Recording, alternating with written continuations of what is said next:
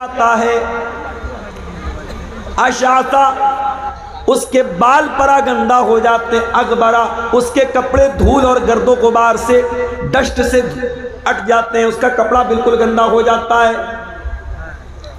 یمد یدیہ، اور وہ انسان اللہ کی بارگاہ میں ہاتھ اٹھا کے دعا کرتا ہے اور کہتا ہے یا ربی یا ربی، اے میرے رب میری یہ دعا قبول کر لے، اے میرے رب میری یہ دعا قبول کر لے۔ لمبا سفر کر کے آیا ہے، بال پرا گندہ ہیں، کپڑے میلے کچیلے ہیں، ہاتھ اٹھا کے دعا کر رہا ہے اور اے میرے رب کہہ کے دعا کر رہا ہے۔ یعنی قبولیت کے 5 اسباب اکٹھا ہیں، کیونکہ ہم سب جانتے ہیں مسافر کی دعا جلدی قبول ہوتی ہے، اور اگر انسان کی ظاہری حالت اگر خراب ہے، کمزور ہے، انسان پھٹا پرانا کپڑا پہن کر میلے کچیلے کپڑے میں اور پریشانی میں اللہ کو پکارتا، اس کی دعا جلدی قبول ہوتی ہے۔ انسان ہاتھ اٹھا کے دعا کرتا ہے، جلدی قبول ہوتی ہے۔ انسان اللہ کی ربوبیت کا ذکر کر کے اے میرے رب کہہ کے دعا کرتا، اس کی دعا جلدی قبول ہوتی ہے۔ یہاں قبولیت کے 5 اسباب، 5 ریزن اکٹھا ہو گئے۔ سفر بھی لمبا کر کے آیا ہے، کپڑے بھی میلے کچیلے ہیں، بال بھی پرا گندہ ہیں، ہاتھ اٹھا کے دعا کر رہا ہے اور یا رب کہہ کے دعا کر رہا ہے، لیکن اس کی حالت کیا ہے؟ وَمَطْعَمُهُ حَرَامٌ وَمَشْرَبُهُ حَرَامٌ وَمَلْبَسُهُ حَرَامٌ وَغُذِّيَ بِالْحَرَامِ فَأَنَّى يُسْتَجَابُ لِذَلِكَ۔ اے میرے صحابہ، اس انسان کا کھانا حرام کمائی کا، اس کا پانی حرام کمائی کا، اس کا کپڑا حرام کمائی کا، اس کی پرورش حرام کمائی سے ہوئی ہے۔ فَأَنَّى يُسْتَجَابُ لِذَلِكَ، ایسے انسان کی دعا کیسے قبول ہوگی؟ نہیں قبول ہوگی۔ حرام خور کی دعا، سود خور کی دعا، بیاج خور کی دعا، جواری کی دعا اللہ قبول نہیں کرے گا۔ ان اللہ طیب لا یقبل الا طیبا، اللہ پاک ہے اور پاک چیز کو ہی قبول کرتا ہے۔ آج حالات میرے بھائیوں، آپ کے اس گاؤں میں آیا، ایک بھائی نے کہا مولی صاحب ذرا اس پر بھی آپ روشنی ڈالیے۔ ہمارے گاؤں میں بہت سارے نوجوان لڑکے یوٹیوب چینل بناتے ہیں، کامیڈی چینل۔ ابھی تو آپ نے شیخ وسیم مدنی کی بات سنی، علماء کی ایک بہت بڑی جماعت بلکہ اکثریت کا یہی کہنا ہے کہ یوٹیوب کے چینل کی کمائی مناسب نہیں ہے، درست نہیں ہے، کیونکہ یہ کمائی آپ کے ایڈ کی کمائی ہوتی ہے، اور ایڈ جائز ناجائز، حلال حرام، صحیح غلط دونوں آتے ہیں۔ لیکن یہ جو یوٹیوبرز ہیں، ان کے چینلز کے اوپر تقریریں آ رہی ہیں، بیانات آ رہے ہیں، مگر مجھے جو بات بیان کی بتانے والے نے، اور یہ بات ریئل ہے کہ بہت سارے نوجوان لڑکے کامیڈی چینل بناتے ہیں اور اس میں بلا وجہ کی باتوں پر لوگوں کو ہنساتے ہیں۔ کبھی لڑکا لڑکی بن کے لوگوں کو ہنسا رہا ہے، کبھی گندی گندی حرکتیں کر کے لوگوں کو ہنسا رہا ہے، کبھی بیہودہ اور گندی باتیں منہ سے نکال کے لوگوں کو ہنسا رہا ہے، اور یہ کام کون کر رہا ہے؟ مسلمان کر رہا ہے، اور بڑے فخر سے کہتا ہے صاحب میرے کامیڈی کو تو اتنے لوگ پسند کرتے ہیں، 5 ملین میرے سبسکرائبر ہیں، 10 ملین میرے سبسکرائبر ہیں۔ یہ بہت بڑی مصیبت ہے میرے بھائی۔ اس دور میں انسان کی قابلیت، انسان کے ٹیلنٹ اور انسان کی صلاحیت کا اندازہ اس کو ملنے والے فالوورز، اس کو شیئر کرنے والے، اس کو سبسکرائب کرنے والے سبسکرائبر کی تعداد سے لگایا جاتا ہے، جبکہ پہلے ایسا نہیں تھا۔ ہمارے کتنے بڑے بڑے ائمہ گزرے، کتنے بڑے بڑے علماء گزرے، ساری زندگی گمنامی کی زندگی گزار دی۔ ان کی زندگی ایک کمرے سے شروع ہوئی، ایک کمرے میں ختم ہو گئی۔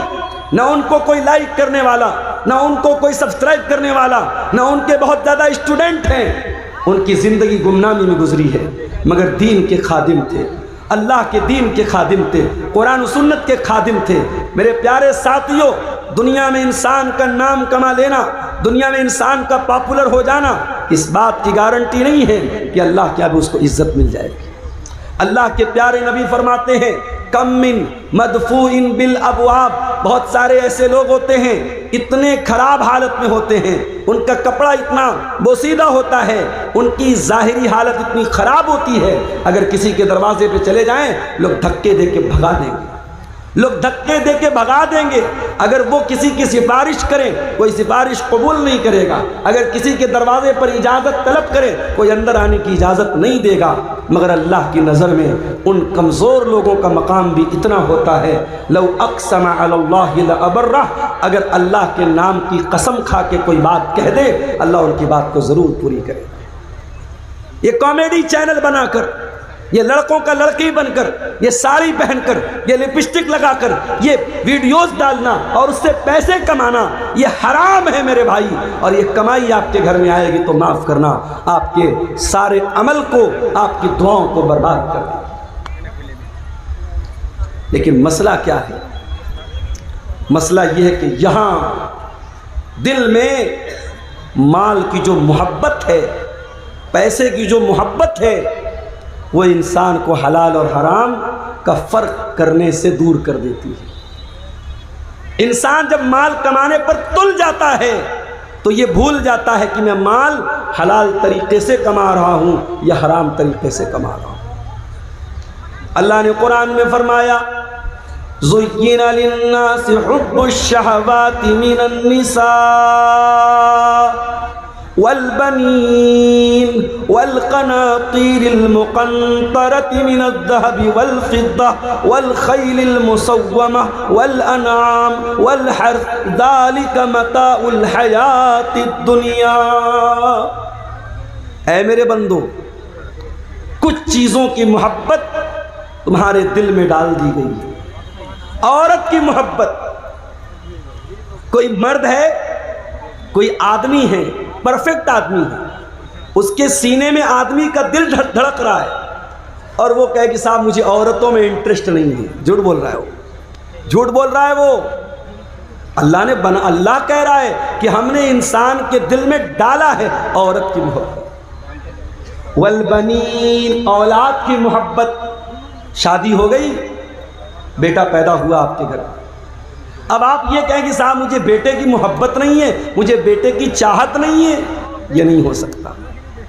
عورت کی محبت، اولاد کی محبت اللہ نے آپ کے دل میں نیچورلی، پراکرتک روپ سے، قدرتی طور پر، نیچورل طور پر اللہ نے آپ کے دل میں ڈالی ہے۔ وَالْقَنَاطِيرِ الْمُقَنطَرَةِ مِنَ الذَّهَبِ وَالْفِضَّةِ، اور سونا چاندی کی محبت بھی انسان کے دل میں ڈالی گئی ہے، اور ہماری ماں بہنوں کے دل میں تھوڑی زیادہ ڈالی گئی ہے۔ عورت کو سونا لا کے دے دو، ہائے ہائے ہائے خوش ہو جائے گی، جتنی بھی ناراض ہو سونے کا ایک جھمکا لا کے دے دو، سونے کی ایک ایئر رنگ لا کے دے دو، سونے کی ناک کی نتھیا لا کے دے دو، ہائے ہائے میرا شوہر تو سب سے اچھا شوہر۔ قرآن کہہ رہا ہے عورت زیورات میں پلتی ہے، زیورات میں بڑی ہوتی ہے، عورت کو سونے چاندی سے بڑی محبت ہے۔ اس کے بعد فرمایا وَالْخَيْلِ الْمُسَوَّمَةِ، اور میرے بندو تمہارے دل میں گھوڑے کی محبت بھی ڈال دی گئی ہے، ایسے گھوڑے جو بہت عمدہ گھوڑے ہوں، بہت اچھے گھوڑے ہوں۔ کسی زمانے میں گھوڑے کی سواری ہوتی تھی، آج کے زمانے میں کار کی سواری ہے، بائک کی سواری ہے۔ آج چار پیسہ انسان کے پاس ہوتا ہے، پہلے سوچتا ہے کار خرید لوں، بائک کی طاقت ہے بائک خرید لوں، اور بائک خرید نہیں سکتا تو شادی کر لیتا ہوں، جہیز میں تو مل ہی جائے گی کہ نہیں ملے گی۔ غریب گھر میں بھی شادی کرے گا تو 1.5-2 لاکھ کی بائک تو مل ہی جائے گی۔ بولو بھائی شیر صاحب آدیو، سیمانچل کے لوگوں، بڑے پکے اہل حدیث ہیں صاحب، مجھے یہاں کے لوگوں نے بتایا کیش تو کم چلتا ہے، کیش بھی چلتا ہے یہاں، جہیز میں کہیں کہیں کیش بھی چلتا ہے، اور بے غیرتی کی حد یہ ہے، بے شرمی کی حد یہ ہے کہ سسرال سے کیش ملتا ہے اور یہ انسان اپنی بیوی کا مہر بھی اسی رقم سے ادا کرتا ہے۔ ارے بے غیرت، تجھے کیا ضرورت ہے شادی کرنے کی؟ تو 4 چوڑی پہن گھر میں بیٹھ، جب تیرے پاس اتنا دم نہیں ہے جب تیرے پاس اتنی طاقت نہیں ہے کہ اپنی بیوی سے نکاح کر کے اس کو مہر دے سکے تو تجھے کوئی ضرورت نہیں شادی کرنے کی، تو زندگی بھر کمارا بیٹھ، چوڑی پہن کے بیٹھ جا اپنے۔ یہ بے غیرتی، سسرال سے پیسہ لے کے اسے مہر دے رہے ہو، شادی کے موقع پر تیرے بدن کی شیروانی تیرے سسرال کے کپڑے کی، دلہن کا جوڑا سسرال کے کپڑے کا، تو کس لیے شوہر بنا ہے؟ تو کس لیے نکاح کر رہا ہے؟ تو کس لیے ایجاب و قبول کر رہا ہے؟ تو بے غیرت ہے۔ تیری شرم و حیا، تیری غیرت کو تیرے باپ نے جہیز کے بدلے گروی رکھ دیا۔ تو یہ چل رہا ہے صاحب، اہل حدیث ہے، ہاتھ برابر سینے پر باندھ رہے ہیں، آمین پوری بلند آواز سے بول رہے ہیں، مگر جہیز میں بائک چل رہی ہے۔ اور اگر داماد تھوڑا ہائی فائی ہے، ہائی اسکول کا ٹیچر ہے، بہار بورڈ کے مدرسے کا سرکاری ٹیچر ہے، تب کیا پوچھنا ہے صاحب؟ تب تو بیٹی دینے والا سوچے گا اس کی تو لائف سیٹ ہے، اس کو بائک کیا کار دے دیں گے، کار بھی مل جاتی ہے کہیں۔ تو سواری کی محبت بھی انسان کے دل میں ڈالی گئی۔ اس کے بعد فرمایا والانعام، اور اے میرے بندو کیا ہو رہا ہے بھائی؟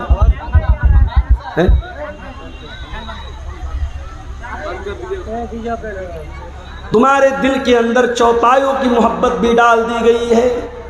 جو لوگ گائے بیل بکری پالتے ہیں نا، ان کو اپنے جانور کی بڑی محبت ہوتی ہے، جانور کی بڑی محبت ہوتی ہے۔ اعظم خان کی بھینس غائب ہو گئی، اتر پردیش کے اندر پولیس پیچھے لگے کہ صاحب اعظم خان کی بھینس غائب ہو گئی، حالانکہ کتنی قیمتی گائے بھینس ہے بھائی، لیکن اس بھینس کو تلاش کرنے کے لیے جب اکھلیش کی سرکار تھی یوپی میں، تو پولیس تلاش کرتی تھی کہ صاحب اعظم خان صاحب کی بھینس نہیں ملی۔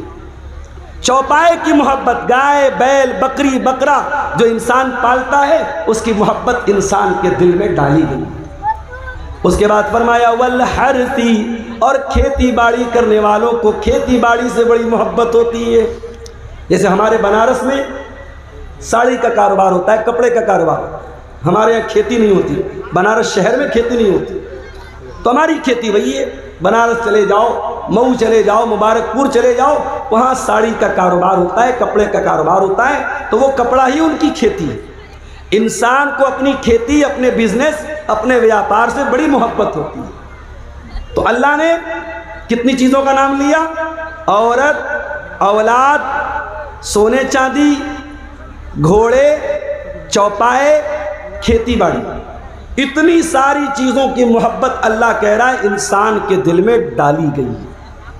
اس کے بعد اللہ فرماتا ہے ذالک متاع الحیات الدنیا، اے میرے بندے یہ زمین دنیا میں رہے گی، آخرت میں کام نہ آئے گی، یہ جائیداد دنیا میں رہے گی، آخرت میں کام نہ آئے گی، تیری عورت دنیا میں تیرے کام آئے گی، آخرت میں کام نہیں آئے گی، تیرے بچے دنیا میں تیرے کام آئیں گے، آخرت میں کام نہیں آئیں گے، یہ سونا چاندی، یہ مال و اولاد، یہ بیوی بچے، یہ تمام چیزیں دنیا کے اندر رہ جائیں گی۔ واللہ عندہ حسن المآب، انجام اگر اچھا کرنا ہے، آخرت کو بہتر بنانا ہے، تو وہ تو اللہ کے پاس ملے گی، وہ دنیا میں ملنے والی نہیں ہے۔ انسان چار پیسے کمانے کے لیے حلال اور حرام بھول جاتا ہے۔ انسان یہ کیوں بھول جاتا ہے؟ یہ پیسہ دنیا سے آگے کام آنے والا نہیں ہے میرے بھائی۔ ایک بہت بڑے امیر آدمی کا انتقال ہوا، جب جنازہ جانے لگا، راستے میں ایک غریب آدمی نے کہا رک جاؤ۔ اس امیر باپ کے لڑکوں نے سوچا لگ رہا ہمارے باپ کا بہت بڑا خاص دوست ہے، بہت بڑا رشتہ دار ہے یا کوئی قریبی ہے۔ بیٹوں نے کہا جنازے کو روک دیا جائے۔ جنازے کو روکا گیا، جنازے کو زمین پر اتارا گیا، چارپائی کو کھولا گیا، مرنے والے کا چہرہ کھولا گیا۔ وہ غریب انسان اس امیر انسان کے چہرے کو دیکھ کے کہتا ہے صاحب دنیا سے جا رہے ہو، کیا لے کے جا رہے ہو؟ کیا میری وہ زمین لے کے جا رہے ہو جو ہڑپ کے بیٹھے تھے؟ کیا میرا وہ پیسہ لے کے جا رہے ہو جو آپ نے لے کر کے ناجائز قبضہ کر لیا تھا؟ کیا میرا حق مار کے واپس دنیا سے لے کے جا رہے ہو؟ کیا لے کے جا رہے ہو صاحب؟ اتنا کہنا تھا، اس امیر باپ کے بیٹے زار و قطار رونے لگے۔ میرے بھائی یہ دنیا کی حقیقت ہے، نہ مال ساتھ میں جائے گا، نہ زمین ساتھ میں جائے گی، نہ جائیداد ساتھ میں جائے گی۔ اور انسان انہی چیزوں کے لیے آج کیا نہیں کرتا ہے میرے بھائی؟ پڑوسی پڑوسی کا حق مار رہا ہے، بھائی بھائی کا حق مار رہا ہے، بھائی بہن کا حق مار رہا ہے، ایک دوسرے کے حقوق مارے جا رہے ہیں۔ میرے بھائیو، اللہ سے ڈرو، قیامت کے دن حقوق العباد کا معاملہ بڑا خطرناک ہوگا۔ اللہ کے پیارے نبی فرماتے ہیں لَتُؤَدُّنَّ الْحُقُوقَ إِلَىٰ أَهْلِهَا، او لوگو تم دنیا میں لوگوں کا حق دے دو، ورنہ قیامت کے دن تم کو دینا پڑے گا۔ حَتَّى يُقَادَ لِلشَّاةِ الْجَلْحَاءِ مِنَ الشَّاةِ الْقَرْنَاءِ، یہاں تک کہ دنیا میں اگر سینگ والی بکری نے بغیر سینگ والی بکری کو مارا ہے، اس پر ظلم و ستم کیا ہے، تو سینگ والی بکری کو بھی حساب دینا پڑے گا۔ اسی سیمانچل کے علاقے میں ایک بھائی نے مجھ کو بتایا، واللہ عالم واقعہ صحیح بھی ہو سکتا ہے غلط بھی ہو سکتا ہے، بتانے والے نے بتایا ایک آدمی کو علاج کے لیے 25,000 روپے کی ضرورت تھی۔ 25,000 روپیہ کوئی بہت بڑی رقم نہیں ہے۔ ایک گاؤں میں نہ جانے کتنے لوگ ایسے ہوتے ہیں جو 25,000 بڑی آسانی سے ایک آدھ دو دن میں کما لیتے ہیں۔ 25,000 کی رقم کی ضرورت پڑی، ڈاکٹر نے کہہ دیا پیسہ دیں گے تب آپریشن ہوگا۔ وہ بیچارہ غریب آدمی اپنے گاؤں کے کچھ پیسے والے لوگوں کے پاس گیا، ان سے پیسے کا مطالبہ کیا۔ گاؤں کے لوگوں نے کہا نہیں، ہم تمہیں پیسہ نہیں دے سکتے۔ پیسے والے لوگوں نے پیسہ دینے سے انکار کر دیا۔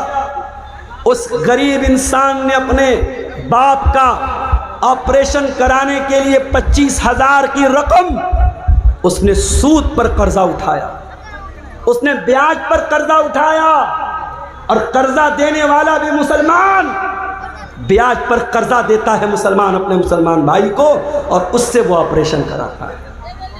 یہ حالت ہے اس قوم کی، یہ حالت ہے اس سماج کی۔ جس قوم کے اندر سود اور بیاج کھانے کے سلسلے میں لوگ اللہ سے نہ ڈرتے ہوں، جس قوم کے لوگ سود اور بیاج کو کھانے کو حلال سمجھتے ہوں، اس قوم کا انجام یہی ہونا ہے جو آج پورے ملک میں نہیں پوری دنیا میں ہم دیکھ رہے ہیں۔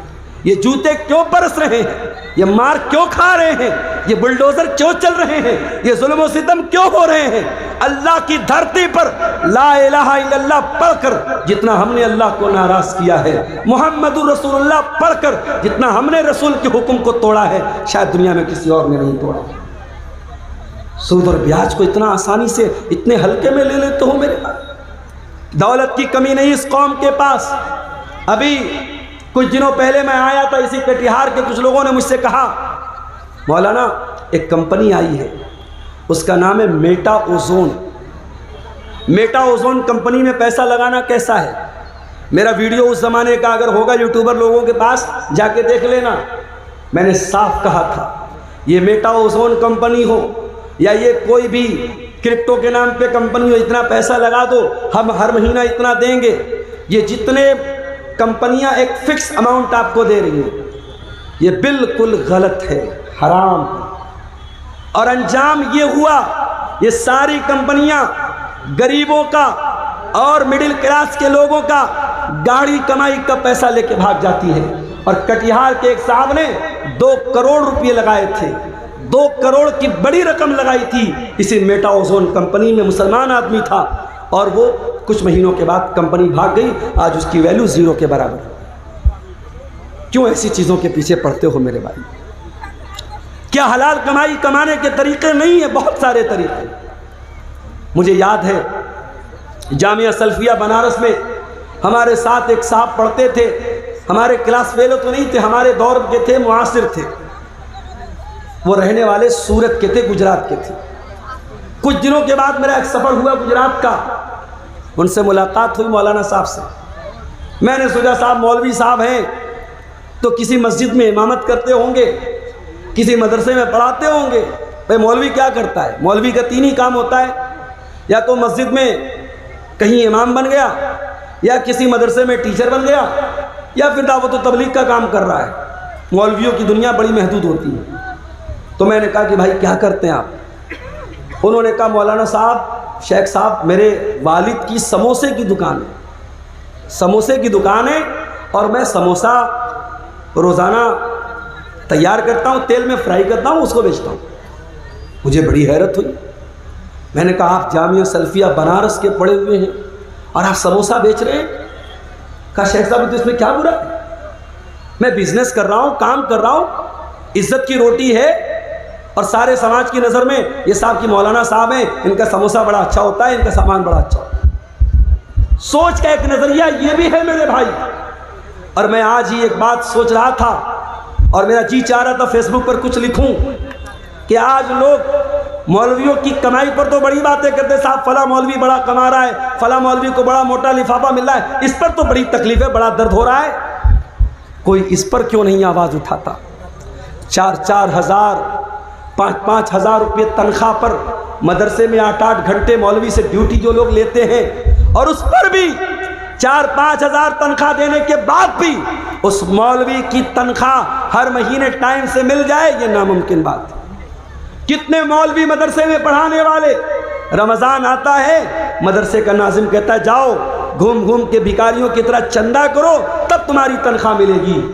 میرے بھائی، اس بے غیرتی کی زندگی گزارنے سے بہتر ہے کہ تم جاؤ اور فٹ پاتھ پہ کوئی سامان بیچنا شروع کر دو، کسی چیز کی تجارت شروع کر دو۔ یہ غلامی کی زندگی، یہ ناظم کے آگے ہاتھ پھیلانا، یہ پرنسپل کے آگے ہاتھ پھیلانا، یہ مسلیان کے آگے ہاتھ پھیلانا، یہ لوگوں کی بھیک پر گزارا کرنا ختم کر دو۔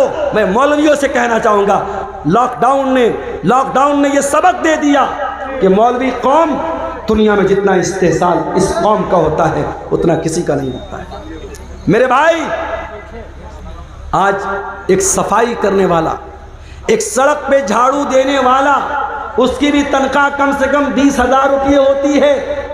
ایک اینٹ کا اور پتھر کا کام کرنے والا مزدور اور لیبر، اس کی بھی ڈیلی کی آمدنی کم سے کم 600-700 روپیہ ہوتی ہے۔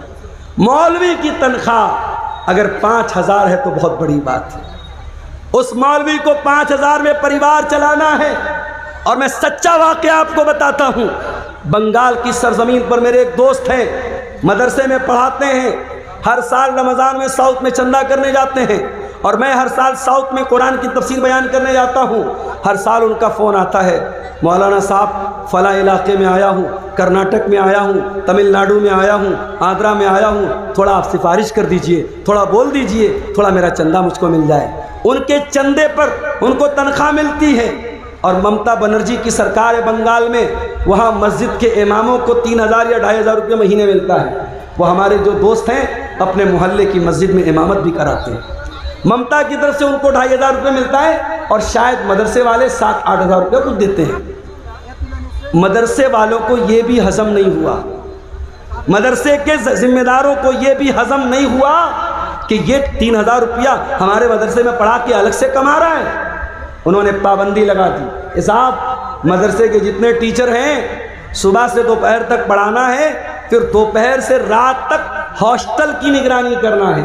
آلریڈی 3 ٹیچر نگرانی کر رہے تھے، مگر مدرسے کے حرام خور ذمہ داروں نے اور ڈکٹیٹروں نے اور نمرود کی اولادوں نے اس مولوی کو ملنے والے یہ چند ہزار روپے جو مہینے کے تھے، ان کے پیٹ میں درد شروع ہو گیا، اور انہوں نے کہا نہیں، ہاسٹل کی 24 گھنٹہ نگرانی کرنی پڑے گی۔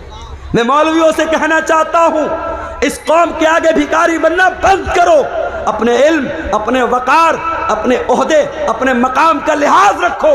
اس قوم نے بہت خون چوسا ہے تمہارا، اور آج وہ لوگ جو عالم نہیں ہیں، جو غیر علماء ہیں، چاہے وہ انجینئر علی مرزا ہو، چاہے ڈاکٹر اسرار احمد ہو، یا کوئی اور ہو، ان لوگوں نے ایک مائنڈ سیٹ کیا بنایا، ایک سوچ کیا بنائی کہ مولویوں کی ضرورت کیا ہے؟ جنازہ خود اپنے باپ کا پڑھاؤ، نکاح خود اپنے بیٹے کا پڑھاؤ، تمہیں مولویوں کی کوئی ضرورت نہیں ہے۔ تو ٹھیک ہے، تمہیں اگر مولویوں کی ضرورت نہیں ہے تو رب کعبہ کی قسم مولوی کو بھی تمہاری ضرورت نہیں ہے۔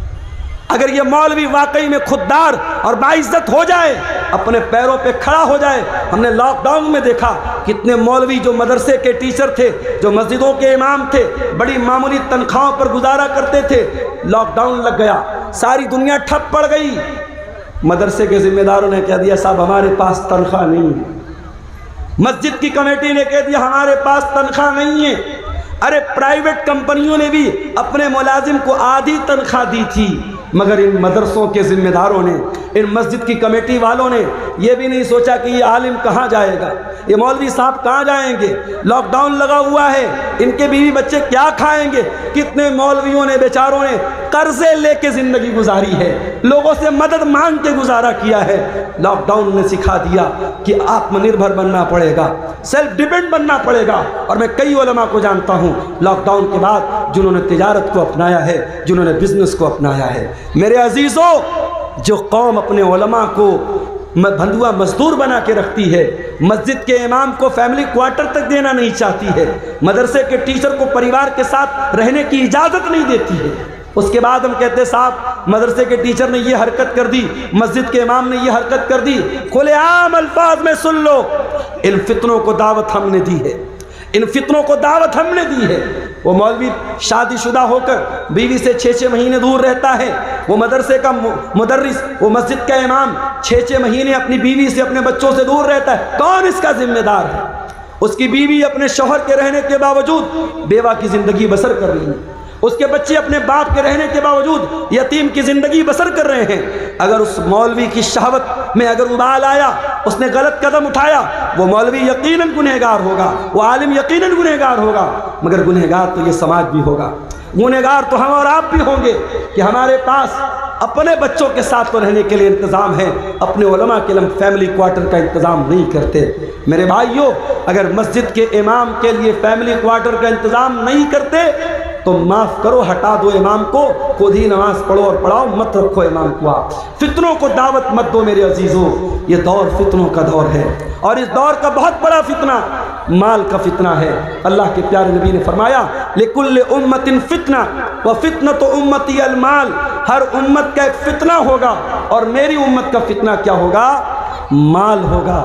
اور اللہ کے نبی نے یہ بھی فرمایا یاتی علی الناس زمان لا یبالی المرء من این اخذ المال امن حلال ام من حرام، لوگوں پر ایک زمانہ ایسا بھی آنے والا ہے، مال کمانے والا اس بات کی پرواہ نہیں کرے گا کہ مال کہاں سے کما رہا ہے، حلال طریقے سے کما رہا ہے یا حرام طریقے سے کما رہا ہے۔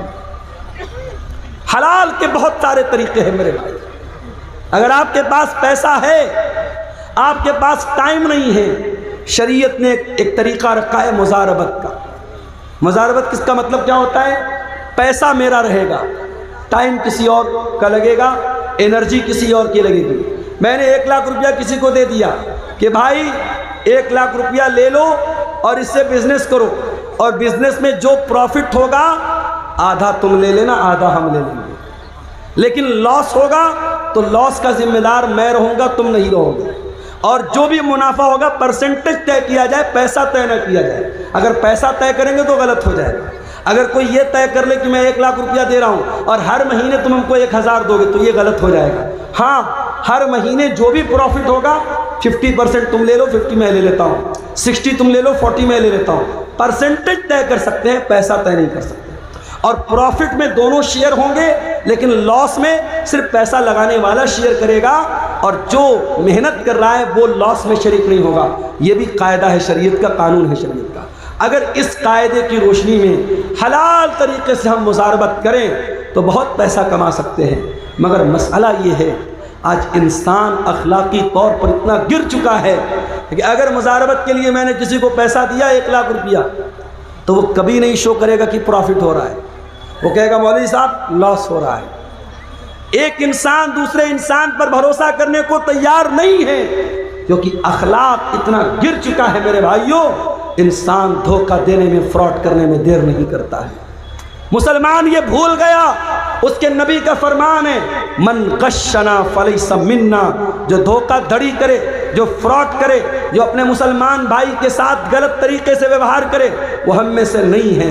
مسلمان یہ بھول گیا، اللہ کا کلام کہتا ہے وَيْلٌ لِّلْمُطَفِّفِينَ الَّذِينَ إِذَا اكْتَالُوا عَلَى النَّاسِ يَسْتَوْفُونَ وَإِذَا كَالُوهُمْ أَوْ وَزَنُوهُمْ يُخْسِرُونَ، بربادی ہے ناپ تول میں کمی کرنے والوں کے لیے۔ ناپ تول میں کمی کا مطلب صرف یہی نہیں ہوتا کہ ترازو میں ڈنڈی مار لی جائے، سامان کم تول کے دیا جائے۔ ناپ تول میں کمی کا ایک مطلب یہ بھی ہے کہ جب اپنا فائدہ نظر آئے، اپنا مفاد نظر آئے تو انسان دونوں ہاتھوں سے فائدہ وصول لے، اور جب سامنے والے کو فائدہ دینے کی بات آئے تو انسان راستہ بدل دے، اپنے لیے الگ معیار اور سامنے والے کے لیے الگ معیار۔ یہ بھی ناپ تول میں کمی ہے میرے بھائیوں، اور قرآن کہتا ہے ناپ تول میں کمی کرنے والوں کے لیے بربادی ہے۔ اور آگے بڑھیے، یہ جو حرام کمائی ہوتی ہے نا، یہ ہمارے بیوی بچوں کے اوپر بھی اثر ڈالتی ہے۔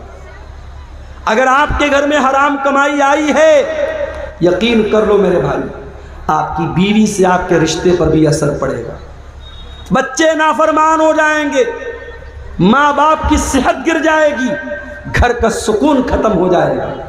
بعض سلف کہتے ہیں کہ میں اپنے گناہوں کا اثر اپنی بیوی کے اخلاق میں اور اپنی سواری کے پھسلنے میں محسوس کرتا ہوں۔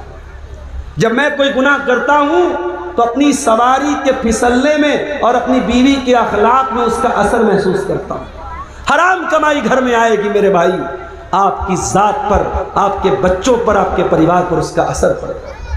آپ کو تو یہ لگ رہا ہے کہ لاکھ روپے پر میں نے 10,000 روپیہ بیاج کما لیا، مگر میرے رب کا کلام کیا کہتا ہے؟ یمحق اللہ الربا ویربی الصدقات، اللہ سود اور بیاج کو مٹاتا ہے، اللہ سود اور بیاج کی برکت کو ختم کرتا ہے، اللہ صدقہ خیرات کو بڑھاتا ہے۔ تمہیں یہ لگ رہا ہے میں نے مدرسے میں 1,000 روپیہ چندہ دے دیا، میرا 1,000 کم ہو گیا، اور تمہیں یہ لگتا ہے کہ میں نے 1,000 روپیہ بیاج کے ذریعے کما لیا، میرے اکاؤنٹ میں 1,000 روپیہ بڑھ گئے۔ تیرے کیلکولیٹر میں بڑھ گیا، اللہ کے کیلکولیٹر میں جو تو پیسہ بیاج سے کما رہا ہے وہ بڑھا نہیں ہے، وہ گھٹ رہا ہے۔ اور ہم دیکھتے ہیں میرے بھائی، جن گھروں میں حرام کی کمائی آتی ہے، پیسے کی دولت کی ریل پیل ہونے کے باوجود ان گھروں میں سکون نہیں ہوتا، ان گھروں کی لڑکیاں بے پردہ ہونے لگتی ہیں، ان گھروں کے لڑکے بے حیا ہونے لگتے ہیں، ان گھروں کا چین اور سکون برباد ہو جاتا ہے۔ بنارس کے ساڑی کے کاروبار میں ہم نے دیکھا، ایک زمانہ تھا جب ہاتھ سے لوگ کرگے پر، مشین نہیں تھی اس زمانے میں، ہاتھ کی کرگے ہوتی تھی اور اس پر لوگ ساڑی تیار کرتے تھے، اور رات میں مشین نہیں چلتی تھی، رات میں کام نہیں ہوتا تھا، صبح فجر کے بعد لوگ بیٹھتے تھے اور شام تک کام کرتے تھے، اور ایک آدمی گھر میں کماتا تھا، پورا گھر آرام سے کھاتا تھا۔ آج مشین کا دور آ گیا، آج رات بھر مشین بھی چل رہی ہے، بنارس چلے جاؤ، مئو چلے جاؤ، بھیونڈی چلے جاؤ، کھٹر کھٹر پٹر پٹر کی آواز رات بھر ملے گی آپ کو۔ محنت 24 گھنٹہ ہو رہی ہے، باپ بھی محنت کر رہا، بیٹا بھی محنت کر رہا، سارے بھائی بھی محنت کر رہے، برکت ختم ہو گئی میرے بھائی، برکت ختم ہو گئی، کمانے والے ہاتھ بڑھ گئے مگر گھر کے اندر کمائی میں کوئی برکت نہیں۔ ایسا کیوں ہے؟ کیونکہ اب حلال و حرام کی کوئی تمیز نہیں ہے، اب پیسہ آنا چاہیے، حلال طریقے سے آئے چاہے حرام طریقے سے آئے۔ میرے بھائیوں یاد رکھو، یہ سود اور بیاج کا پیسہ اگر آپ کے گھر میں آیا ہے، ایک بہت شکل عام ہو رہی ہے سود اور بیاج کی، جس کو ہمارے یہاں گروپ لون بولتے ہیں۔ گروپ لون کی شکل بہار اور جھارکھنڈ میں بڑی تیزی سے رائج ہوئی ہے، اور بڑے افسوس کی بات یہ ہے کہ یہ لون صرف عورت کو دیا جا رہا ہے، عورتوں کو اکٹھا کر کے ان سے سائن کروایا جاتا ہے، بینک کا کرمچاری آتا ہے، ہر ہفتے عورتوں سے پیسہ لیتا ہے، بڑی آسانی سے 25,000 50,000 کا اماؤنٹ مل جاتا ہے۔ ارے اللہ کے بندو، اللہ کے بندو، اللہ سے ڈرو۔ تمہارے سماج میں لاکھوں کی تعداد میں ایسے لوگ ہیں، اگر چاہیں ایک کوآپریٹو تنظیم بنا لیں، ایک کوآپریٹو بینکنگ سسٹم بنا لیں، اور بغیر بیاج کے یہ چھوٹی چھوٹی رقم بھروسے مند آدمی کو تحقیق کرنے کے بعد، جس کو کوئی بزنس اسٹارٹ کرنا ہو، کوئی کام اسٹارٹ کرنا ہو، یہ 25-50 ہزار کی رقم دے کے کام اسٹارٹ کر دیں۔ شریعت کہتی ہے آپ لوگوں کا کام شروع کرا دو، لوگوں کو بھیک مانگنے پر اور لوگوں کو سود کھانے پر مجبور مت کرو۔ آج سود اور بیاج، بڑی معمولی رقم پر سود اور بیاج کھایا جا رہا ہے، اور گھر کی عورتوں کو اس میں انوالو کیا جا رہا ہے۔ حرام کمائی کی ایک شکل اور بھی ہے، اور وہ کیا ہے؟ کسی دوسرے کی زمین پر ناجائز قبضہ کر لینا۔ اتر پردیش میں ایک بہت بڑے باہوبلی تھے، اب اس دنیا میں نہیں ہے، میں نام نہیں لوں گا، اگر آپ عقل مند ہوں گے، سمجھدار ہوں گے تو سمجھ جائیں گے۔ آج لوگ کہتے ہیں صاحب مسلمان تھے، مسلمان تھے، بڑا ظلم ہوا، مگر ان کا ٹریک ریکارڈ جب اٹھا کے دیکھو، ان کا جب اتہاس اٹھا کے دیکھو تو معلوم یہ ہوا کہ ان کا کام کیا تھا؟ جس زمین پر ہاتھ رکھ دیا وہ زمین ان کے باپ کی ہو گئی، زمین ان کے باپ کی ہو گئی، زمین مسلمان کی ہو غیر مسلم کی ہو، جہاں پہ وہ صاحب آ گئے چلو ہٹو بھائی فلاں کے آدمی ہیں، زمین چھوڑ دو، زمین چھوڑ دو۔ جس کھیت پہ ہاتھ رکھ دیا وہ کھیت ان کے باپ کا، جس زمین پہ ہاتھ رکھ دی وہ زمین ان کے باپ کی۔ اور یہ کام کرنے والا سینہ ٹھوک کے مسلمانوں سے کہتا ہے میں تمہارا لیڈر ہوں، میں تمہارا لیڈر ہوں۔ ایسے لیڈر اگر ہوں، ہمیں نہیں چاہیے ایسے لیڈر، ہمیں نہیں چاہیے ایسے لیڈر جو لوگوں کے مال پر ناجائز قبضہ کرے۔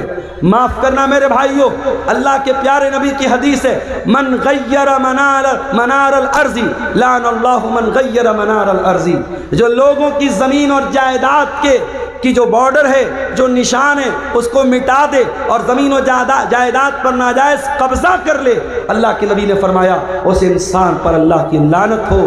زمین و جائیداد پر ناجائز قبضہ کر کے کہاں جاؤ گے میرے بھائی؟ اگر ایک بالشت، یہ جو ہمارے پنجے کا جو ناپ ہے نا، اس کو اردو میں بالشت بولتے ہیں، پتہ نہیں آپ کے شیر آبادی بھاشا میں کیا بولتے ہیں، ہمارے بنارس میں اس کو بتا بولتے ہیں، بتا، یہاں بھی بتا بولتے ہیں۔ ایک بتا زمین اگر آپ نے کسی کی ناجائز قبضہ کر لی، حدیث کے الفاظ کیا ہیں؟ طُبِّقَ مِن سَبْعِ أَرْضِينَ يَوْمَ الْقِيَامَةِ، قیامت کے دن ایک بتا زمین ناجائز ہڑپنے والا 7 زمینوں کا توق اس کی گردن میں ڈالا جائے گا۔ اللہ اکبر! اتنا بڑا گناہ ہے، اتنا بڑا گناہ ہے۔ آج مقدمے عدالتوں میں چلے جاؤ، مسلمان اپنے بھائی کی زمین، بیٹا اپنے باپ کی زمین، بھائی اپنی بہن کی زمین پر ناجائز قبضہ کر کے بیٹھا ہے، سب سے زیادہ مقدمے آپ کو مسلمانوں کے ملیں گے۔ یہ اس قوم کا حال ہے میرے بھائی، اللہ ہم سب کی حفاظت فرمائے۔ اور آگے بڑھیے، حرام کمائی کا ایک اور راستہ ہم اس سماج میں دیکھتے ہیں، اور وہ کیا ہے؟ وہ ہے صاحب سودی رقم ہم کھا تو نہیں رہے مگر سودی رقم کھلا رہے ہیں۔ موبائل لے لیا فٹ سے ہم نے، ای ایم آئی پر، لون پر لے لیا ہم نے، کریڈٹ کارڈ پر لے لیا ہم نے، اور جب لے لیا تب علماء سے آ کے دھیرے سے پوچھتے مولانا صاحب یہ قسطوں پر موبائل لینا کیسا ہے؟ ارے تو جو موبائل لے کے آئے کس پر لیا؟ قسط پر لیا نا، تو لینے کے پہلے مسئلہ پوچھنا چاہیے تھا کہ لینے کے بعد پوچھ رہا ہے۔ قسط کے اوپر گاڑی لینا کیسا ہے؟ قسط کے اوپر موبائل لینا کیسا؟ کان کھول کر کے سن لو، قسط پر کوئی سامان لینا جائز ہے، ناجائز نہیں ہے، مگر اس میں کنڈیشن کیا ہے؟ کنڈیشن یہ ہے کہ جو سامان بیچنے والا ہے اس سے آپ کو لینا ہے۔ یہاں جب آپ موبائل قسط پر لیتے تو موبائل کی کمپنی سے یا دکاندار سے نہیں لیتے، آپ بینک سے لیتے ہیں۔ آپ بجاج کا کارڈ استعمال کرتے ہیں، Bajaj company, Bajaj finance company آپ کو فائننس کرا رہی ہے۔ آپ بائک لون پہ لے رہے ہیں، آئی سی آئی آپ کو لون دے رہی ہے، ایچ ڈی ایف سی آپ کو لون دے رہی ہے، ہیرو کی یا ہونڈا کی کمپنی آپ کو لون نہیں دے رہی۔ پہلی بات تو یہ سمجھ لیجیے، جس کا سامان ہے اس سے آپ قسط پر لیں گے، تھرڈ پرسن سے نہیں لیں گے۔ اور اگر تھرڈ پرسن سے لے رہے ہیں تو اس کا مطلب آپ اس سے پیسہ ادھار لے رہے ہیں، سامان نہیں خرید رہے، پیسہ ادھار لے رہے ہیں۔ اور پیسہ اگر ادھار لے رہے ہیں تو شریعت کا ایک قانون یاد رکھو کہ ہم ادھار پیسہ کسی سے بھی اگر لیں گے یا دیں گے، ادھار پیسے کے اوپر کوئی پروفٹ کمانا جائز نہیں ہے۔ میں نے آپ کو 1 لاکھ روپیہ دے دیا، 1 لاکھ روپیہ آپ کو جب میں نے دیا تو آپ نے اپنا موبائل ہم کو دے دیا۔ اب یہ موبائل میں یوز کر رہا ہوں، موبائل آپ کا بس یوز کر رہا ہوں، بیچ نہیں رہا ہوں، یوز کر رہا ہوں۔ 1 مہینے کے بعد آپ آئے اور آپ نے کہا کہ مولوی صاحب آپ 1 لاکھ روپیہ واپس لے لیجئے اور موبائل مجھ کو دے دیجئے۔ میں نے 1 لاکھ روپیہ واپس لے لیا، موبائل آپ کو دے دیا۔ ہمیں کیا لگ رہا ہے صاحب یہ تو جائز ہے، اس نے ہم کو پیسہ دیا، ہم نے پیسہ دیا تھا، اس نے بدلے میں موبائل دیا تھا۔ اس موبائل کو ہم گارنٹی کے طور پر تو لے سکتے ہیں، لیکن اس موبائل کو اگر ہم یوز کر رہے ہیں تو یہ بیاج ہو جائے گا میرے بھائی۔ اتنا خطرناک معاملہ ہے۔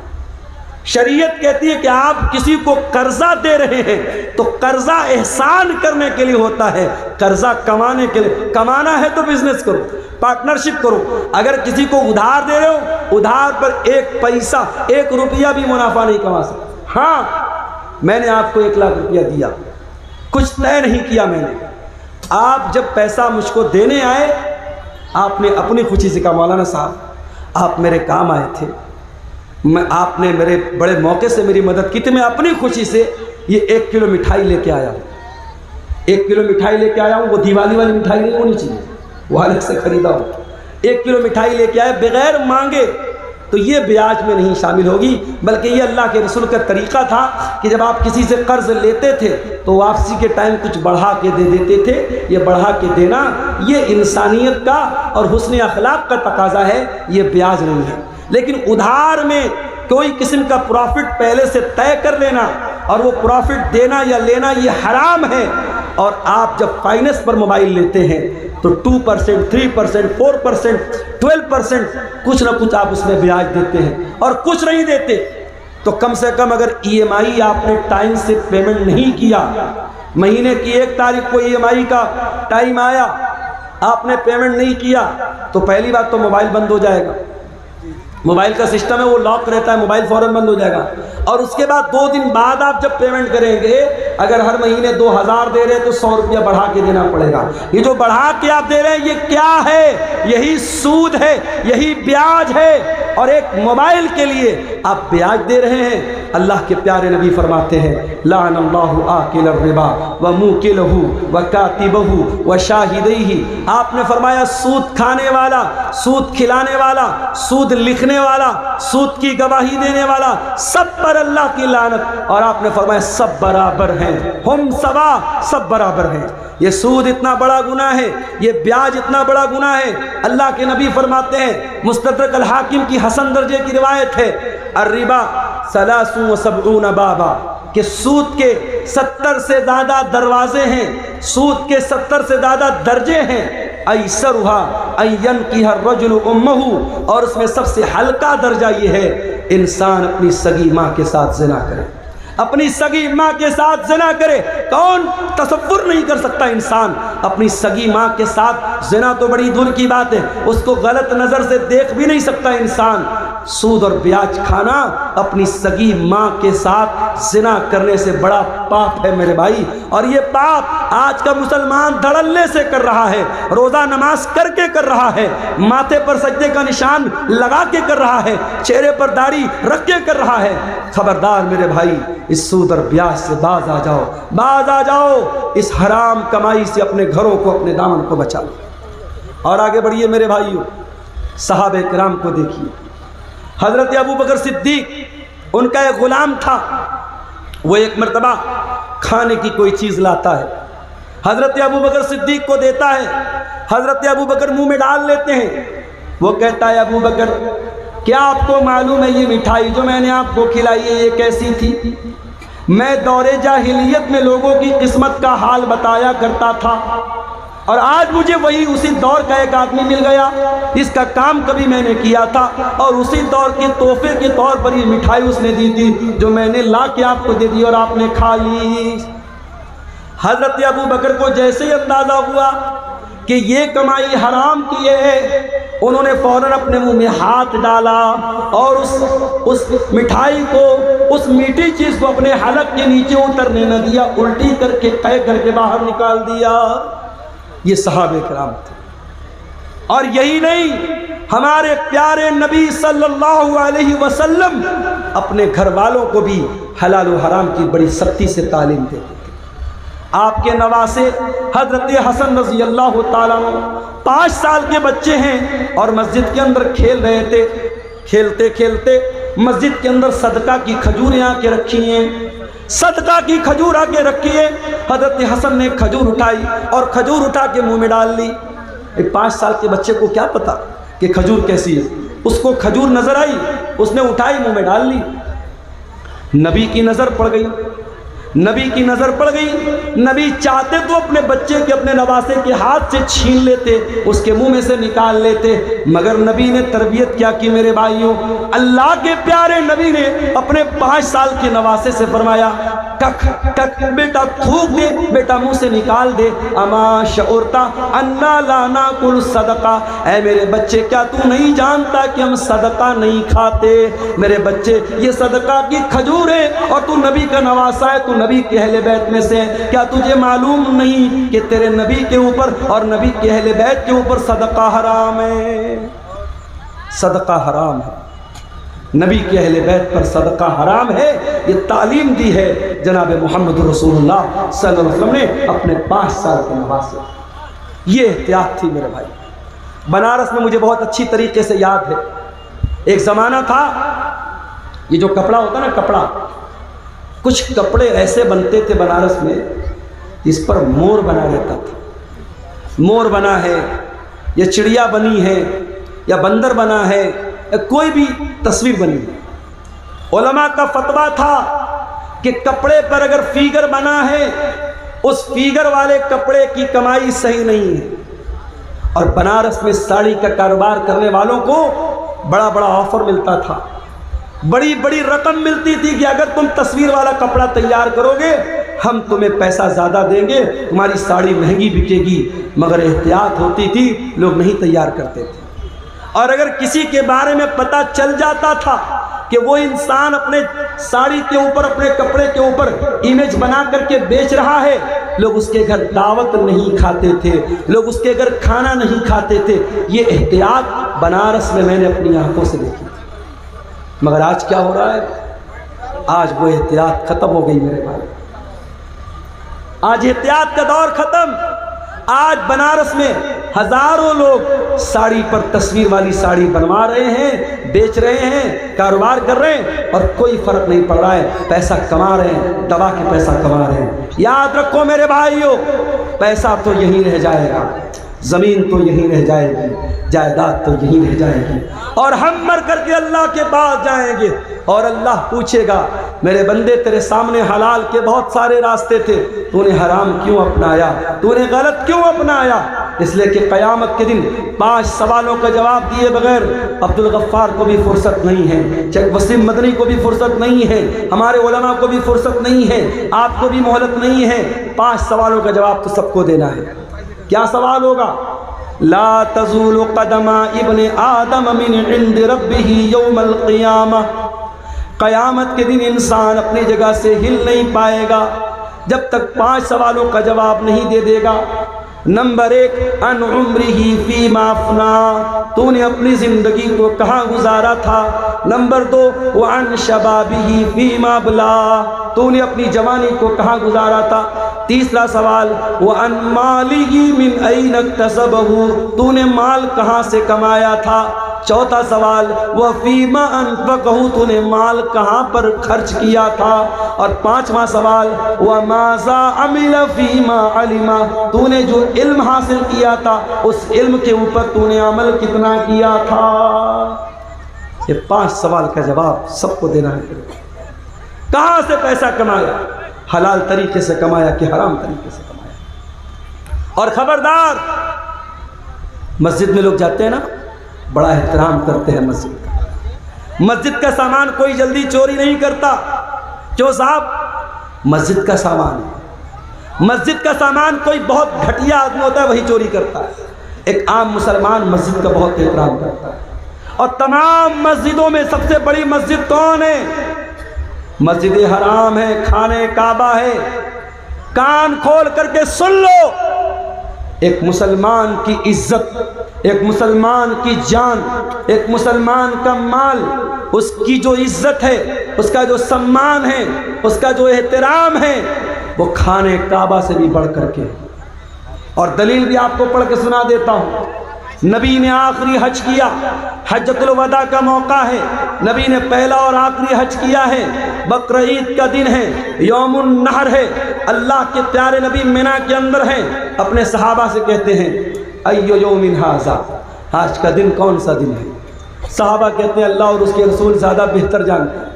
آپ نے فرمایا کیا آج یوم النحر نہیں ہے؟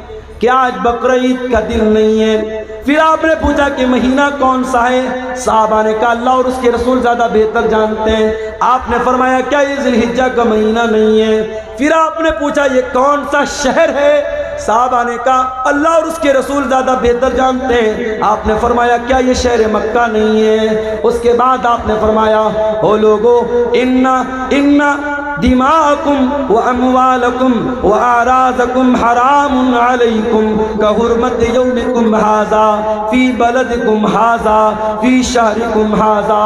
او لوگو تمہارا مال تمہاری جان اور تمہاری عزت و آبرو ایک دوسرے کے لیے حرام ہے، ایک دوسرے کے لیے حرام ہے. جیسے آج کا یہ دن حرام ہے، جیسے یہ مہینہ حرام ہے، جیسے یہ شہر مکہ حرام ہے، جیسے مکہ کا احترام کرتے ہو، جیسے ذی الحجہ کا احترام کرتے ہو، جیسے آج کے دن کا احترام کرتے ہو، ایک مسلمان اپنے بھائی کی جان اور مال کا احترام کرے. میرے عزیزوں، صحابہ کرام بڑی احتیاط کرتے تھے. حضرت سعد بن ابی وقاص صحابی رسول ہیں، ان کے بارے میں مشہور تھا کہ وہ مستجاب الدعوات تھے. سعد بن ابی وقاص جب دعا کرتے تھے ان کی دعا جلدی قبول ہو جاتی تھی. کسی نے پوچھا کہ اے سعد بن ابی وقاص کیا بات ہے، آپ کون سا ایسا عمل کرتے ہیں کہ آپ کی دعا بہت جلدی قبول ہو جاتی ہے؟ تو حضرت سعد بن ابی وقاص نے کیا جواب دیا؟ کہا کہ اے لوگوں، میں جب کھانا کھاتا ہوں تو مجھے معلوم ہوتا ہے کہ میں وہ کھانا کون سی کمائی کا کھا رہا ہوں.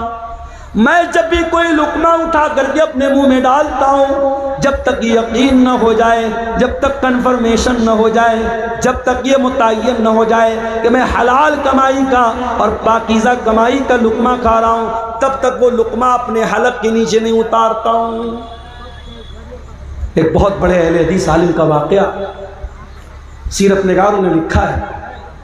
غالباً اگر میری یادداشت دھوکہ نہیں کھا رہی ہے، غالباً یہ مولانا عبداللہ غازی پوری کا واقعہ ہے. عبداللہ غازی پوری رحمۃ اللہ علیہ بہت بڑے اہل حدیث عالم تھے. ان کو کہیں سفر پہ جانا تھا، ٹرین کا ٹائم ہو گیا، اسٹیشن پر پہنچے. اتنا ٹائم نہیں تھا کہ ٹکٹ خرید سکتے اور سامنے ٹرین چھوٹ رہی تھی، اور اس زمانے میں اتنی ٹرینیں نہیں تھی کہ چلو ایک ٹرین چھوٹ گئی تو دوسری پکڑ لیں گے. مولانا عبداللہ غازی پوری صاحب نے جلدی سے ٹرین پکڑی، ٹرین پر سوار ہو گئے، مگر دل ہی دل میں یہ احساس ہو رہا تھا میں نے ٹکٹ نہیں خریدا ہے، یہ ریلوے کی چوری ہے، یہ سرکار کی چوری ہے. جب مولانا عبداللہ غازی پوری کی منزل آ گئی، جب انہوں نے اپنی منزل پر وہ اتر گئے تو جس اسٹیشن سے وہ وہاں تک آئے تھے اس اسٹیشن تک کا انہوں نے ٹکٹ خریدا. حالانکہ کوئی ٹی ٹی نہیں تھا، کوئی چیک کرنے والا نہیں تھا، کوئی ٹکٹ کو چیک کرنے والا، کوئی پکڑنے والا نہیں تھا. کبھی کبھی ایسا ہوتا ہے. میں بنارس سے ابھی پچھلے ہفتے کی بات ہے، ایک پروگرام تھا میرا ارریا میں. اب بنارس سے میں چلا، اتفاق سے تہوار کا دن تھا، ٹرین پہ رش بہت تھا اور پہلے سے میں نے ریزرویشن نہیں کرایا تھا. اب اس کے بعد جب میں ٹرین پہ لوکل ٹکٹ لے کر کے، جنرل ٹکٹ لے کے جب میں چڑھا تھا، میں نے سوچا ٹی ٹی ملے گا، اس سے بات کروں گا اور ٹکٹ کٹوا کر کے اے سی میں کہیں جگہ مل جائے گی تو اے سی بیٹھ جاؤں گا. اب صاحب رش اتنا تھا کہ ٹرین میں کہیں بیٹھنے کی جگہ نہیں تھی، ٹی ٹی کا دور دور تک پتہ بھی نہیں تھا. اب آپ کو میں بتاؤں کہ بنارس سے پٹنہ تک تقریباً 5 گھنٹے میں نے اے سی جو بوگی ہوتی ہے اس کا جو باتھ روم ہوتا ہے، باتھ روم کے پاس کھڑے ہو کر کے، بیگ میرے پیٹھ پر لدا ہوا تھا، بیگ لادے ہوئے 5 گھنٹے کھڑے ہو کر کے میں نے وہ سفر کیا. اس کے بعد جب بیچ میں ٹی ٹی آیا، ٹی ٹی نے کہا ملا جی کہاں جا رہے ہو؟ میں نے کہا سر پٹنہ جا رہا ہوں، کوئی سیٹ دے دیجئے، پیسہ میں دے دوں گا. کہا نہیں ملا جی کوئی سیٹ نہیں ہے، لیکن آپ اے سی کی بوگی کے اندر کھڑے ہیں، آپ کو فائن کٹوانا پڑے گا. میں نے کہا سر میں اندر کہاں کھڑا ہوں، باتھ روم کے پاس کھڑا ہو کر کے جا رہا ہوں، ٹکٹ تو ہے میرے پاس. کہا کہ آپ چونکہ اے سی بوگی میں چڑھے ہیں آپ کو فائن دینا پڑے گا. میں نے کہا جنرل میں جانے لائق حالات نہیں ہیں. اس نے کہا جنرل میں تو چھوڑ دو، آپ نے جنرل کا ٹکٹ لیا، آپ اے سی میں آئے ہو. اس نے 1000 روپیہ فائن بھی کاٹی اور 5 گھنٹے کا سفر میں نے کھڑے ہو کر کے گزارا. آج حالات یہ ہیں، جب رش کا ٹائم ہوتا ہے ٹکٹ جلدی نہیں ملتا ہے. مولانا عبداللہ غازی پوری اس دور میں وہ ٹکٹ بغیر خریدے واپس جا سکتے تھے، مگر ان کی احتیاط دیکھو میرے بھائی، ان کا تقویٰ دیکھو. وہ جس اسٹیشن سے آئے تھے اس اسٹیشن تک کا انہوں نے ٹکٹ خریدا اور وہی ٹکٹ خرید کر کے اس کو پھاڑ دیا۔ ان کے ساتھیوں نے پوچھا مولانا یہ کیا کیا آپ نے؟ کہا میرے بھائیو، میں ریلوے کی ٹرین کا میں نے سفر کیا تھا اور میں جلدی بازی میں ٹکٹ نہیں خرید پایا تھا، میں نے جان بوجھ کر کے اسی اسٹیشن کا ٹکٹ خرید کر کے پھاڑ دیا تاکہ اتنی رقم سرکار کے خزانے میں چلی جائے۔ یہ ہمارے علماء تھے، یہ ہمارے علماء تھے جو سرکار اور حکومت اور گورنمنٹ کی چوری کو بھی چوری سمجھتے تھے، اور آج مسلمان اپنے مسلمان بھائی کا سامان چوری کرنے میں بھی دریغ نہیں کرتا ہے۔ میرے عزیزوں، یہ احتیاط اپنے اندر پیدا کرو۔ سلف کہا کرتے تھے اطب مطعمک تکن مستجاب الدعوات، اپنی کمائی کو حلال کر لو، تمہاری دعائیں قبول ہونے لگیں گی۔ امام ابو حنیفہ رحمۃ اللہ علیہ بہت بڑے امام گزرے ہیں، اللہ کی رحمت نازل ہو ان کے اوپر۔ امام ابو حنیفہ رحمۃ اللہ علیہ نے ایک آدمی کو قرضہ دیا، قرضہ دے دیا اس نے سمے پر ٹائم پر قرضہ نہیں لوٹایا۔ امام ابو حنیفہ رحمۃ اللہ علیہ اس آدمی کے دروازے پر گئے، گرمی کا موسم تھا، دھوپ نکلی ہوئی تھی اور امام ابو حنیفہ دروازے کے پاس کھڑے ہیں۔ دروازہ کھلتا ہے اور اس انسان کے مکان کے اندر ایک بہت بڑا پیڑ ہے، ایک بہت بڑا درخت ہے۔ وہ انسان ریکویسٹ کرتا ہے امام صاحب آپ ٹھیک ہے پیسہ لینے آئے ہیں، قرضہ لینے آئے ہیں، لیکن امام صاحب گرمی کا موسم ہے، دھوپ بہت تیز نکلی ہے، آپ میرے دروازے کے اندر چلے آئیں اور اس پیڑ کی چھایا میں آپ آ جائیں، اس پیڑ کی چھاؤں میں آ جائیں۔ آپ کو گرمی لگ رہی ہے، دھوپ لگ رہی ہے، آپ اتنے بڑے عالم ہیں، ہم سے دیکھا نہیں جاتا ہے، آپ کو شوبھا نہیں دیتا ہے۔ امام ابو حنیفہ کہتے ہیں اے میرے بھائی، تو نے اگر مہمان کے طور پر بلایا ہوتا میں تیرے گھر میں بھی آیا ہوتا، تیرے پیڑ کے نیچے کھڑا بھی ہوتا اور ایک گلاس پانی بھی میں نے پیا ہوتا، مگر میں مہمان بن کے نہیں آیا ہوں، میں اپنا قرضہ لینے کے لیے آیا ہوں، اور مجھے اس بات کا ڈر ہے اگر میں تیرے مکان کے اندر داخل ہو گیا اور تیرے پیڑ کی چھاؤں میں آ گیا تو یہ بھی ایک طریقے کا پروفٹ ہو جائے گا، یہ بھی ایک طریقے کا منافع ہو جائے گا، اور میں نے چونکہ تم کو قرضہ دیا ہے اور قرضے پر اگر میں نے یہ پروفٹ حاصل کر لیا، یہ منافع میں نے حاصل کر لیا، تو مجھے اس بات کا ڈر ہے کہ کہیں یہ بھی سود اور بیاج میں شامل نہ ہو جائے۔ اللہ اکبر، کتنا پیارا ہمارا دین ہے میرے بھائی، کتنا پیارا ہمارا دین ہے، کتنی احتیاط کرتے تھے ہمارے اسلاف کہ کسی کو پیسہ ادھار دیا ہے تو اس کے مکان کے پیڑ کی چھاؤں میں بھی جانا انہوں نے گوارا نہیں کیا۔ امام احمد ابن حنبل کے پاس ایک عورت آتی ہے، غور سے سننا یہ واقعہ، امام احمد ابن حنبل کے پاس ایک عورت آتی ہے، اے امام احمد ابن حنبل ایک مسئلہ پوچھنے آپ کے پاس آئی، کیا مسئلہ ہے؟ اے امام اہل سنت، اے امام احمد ابن حنبل، مسئلہ یہ ہے کہ میں کپڑا تیار کرتی ہوں، کپڑا بنتی ہوں، اور میں دن میں بھی کام کرتی ہوں، رات میں بھی کام کرتی ہوں، دن میں سورج کی روشنی میں کام کرتی ہوں، رات کو میں چراغ جلا کر کے چراغ کی روشنی میں کام کرتی ہوں۔ اے امام احمد ابن حنبل، جب کپڑا تیار ہو جاتا ہے تو کپڑے کی کوالٹی میں کچھ کپڑا جو سورج کی روشنی میں تیار ہوتا ہے اس کی کوالٹی تھوڑی الگ ہوتی ہے، اور جو کپڑا چراغ کی روشنی میں تیار ہوتا ہے اس کی کوالٹی میں تھوڑا فرق ہوتا ہے۔ اے امام احمد ابن حنبل، میں مسئلہ پوچھنے آئی ہوں، جب میں یہ کپڑا مارکیٹ میں بیچنے جاؤں گی، جب میں اس کپڑے کو بازار میں بیچنے جاؤں گی تو کیا مجھے یہ کلیئر کرنا پڑے گا، کیا مجھ کو یہ بتانا پڑے گا کہ اس کپڑے کا کون سا حصہ میں نے سورج کی روشنی میں تیار کیا ہے اور کون سا کپڑا میں نے رات کے چراغ کی روشنی میں تیار کیا ہے؟ امام احمد ابن حنبل حیران ہو گئے، کہا کہ اے میری بہن، مسئلہ میں بعد میں بتاؤں گا، پہلے میں یہ جاننا چاہتا ہوں اتنی اللہ والی، اتنی تقوی والی تو عورت ہے کون جو آ کر کے یہ مسئلہ پوچھ رہی ہے کہ کپڑا اگر سورج کی روشنی میں تیار ہوا ہے اور چراغ کی روشنی میں تیار ہوا ہے تو کیا کسٹمر کو یہ بتانا پڑے گا کہ کون سا کپڑا سورج کی روشنی میں تیار ہوا ہے اور کون سا کپڑا چراغ کی روشنی میں تیار ہوا ہے؟ اے میری بہن، میں جاننا چاہتا ہوں تیرا گھرانہ کون سا ہے، تیرا خاندان کون سا ہے، تو کون سے خاندان سے تعلق رکھتی ہے؟ اس عورت نے کہا، اے امام احمد بن حنبل، میں امام بشر الحافی کی بہن ہوں۔ اس دور کے ایک بہت بڑے امام تھے امام بشر الحافی، میں ان کی بہن ہوں۔ حضرت امام احمد بن حنبل نے کہا، واللہ میں نے بہت تعریف سنی تھی بشر الحافی کی، آج دیکھ لیا کہ ان کے گھرانے کے اندر کتنی دینداری ہے، کتنا تقویٰ ہے، کتنا اللہ کا ڈر ہے، کتنی احتیاط ہے کہ آج ان کی بہن آ کر کے مجھ سے مسئلہ پوچھ رہی ہے۔ میرے پیارے ساتھیوں، احتیاط اس کو کہتے ہیں، حلال و حرام کی چنتا اس کو کہتے ہیں۔ آج تو ہمارا مزاج یہ بن چکا ہے، بس پیسہ آنا چاہیے چاہے جیسے آ جائے، اور یہی وجہ ہے آج رشتوں کی برکت میرے پیارے ساتھیوں ختم ہو چکی۔ آج جب لڑکی دیکھنے کے لیے جب لڑکے کی ماں جاتی ہے تو کیا دیکھتی ہے؟ لڑکی کی پرسنالٹی کیسی ہے، لڑکی کتنی خوبصورت ہے، لڑکی کا گھر اور مکان کیسا ہے، لڑکی کتنا جہیز لے کر کے آئے گی۔ کاش ہم نے لڑکی کے گھر والوں کا تقویٰ دیکھا ہوتا، لڑکے کی دینداری دیکھی ہوتی، اور متقی اور پرہیزگار لڑکی کو بہو بنا کے گھر میں لاتے تو شاید آج حالات وہ نہ ہوتے جو آج اپنی آنکھوں سے ہم اور آپ دیکھ رہے ہیں۔ حضرت عمر فاروق کا وہ واقعہ یاد کیجئے۔ حضرت عمر فاروق اپنے دور میں گشت پر نکلے، ایک مکان کے پاس سے گزرتے ایک لڑکی کی آواز آ رہی ہے۔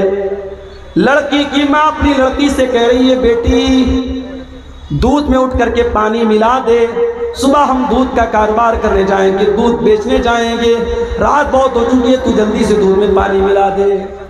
لڑکی کہتی ہے، اے امی جان، کیا آپ کو پتہ نہیں ہے امیر المومنین کا آرڈر آیا ہے، حضرت عمر کا حکم آیا ہے، دودھ میں پانی ملانا جرم ہے، دودھ میں پانی ملانا اپرادھ ہے، ہمیں مارکیٹ میں شدھ دودھ بیچنا ہے، ہمیں پیور دودھ بیچنا ہے، ہمیں خالص دودھ بیچنا ہے، ہمیں دودھ میں کوئی ملاوٹ نہیں کرنی ہے۔